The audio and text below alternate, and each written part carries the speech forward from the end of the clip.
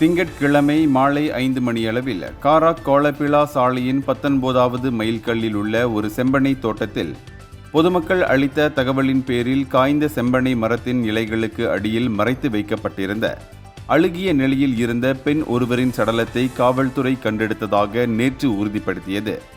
பல நாட்களுக்கு பிறகு மீட்கப்பட்டதால் பாதிக்கப்பட்ட பெண்ணின் அடையாளம் இன்னும் கண்டறியப்படவில்லை. இருப்பினும் சம்பவ இடத்திற்கு அருகில் பச்சை நிற கால் சட்டை, கருப்பு நிற ஹூடி ஜாக்கெட், கேசியோ கைக்கடிகாரம் மற்றும் கருப்பு செருப்புகள் போன்ற பெண்ணுக்கு சொந்தமான பொருள்கள் கிடைத்துள்ளன. இந்த சம்பவம் குறித்து பந்தோங் மாவட்ட பிரிவு மற்றும் பகாங் மாநிலத்தின் குற்றப் புலனாய்வு துறையைச் சேர்ந்த தடயவியல் குழுக்கள் தீவிர விசாரணையை தொடங்கியுள்ளன. அது மட்டுமின்றி மீட்கப்பட்ட சடலம் உடற்கூறு ஆய்வுக்காக தங்கு அம்புவான் அப்சான் மருத்துவமனைக்கு அனுப்பி வைக்கப்பட்டுள்ளது.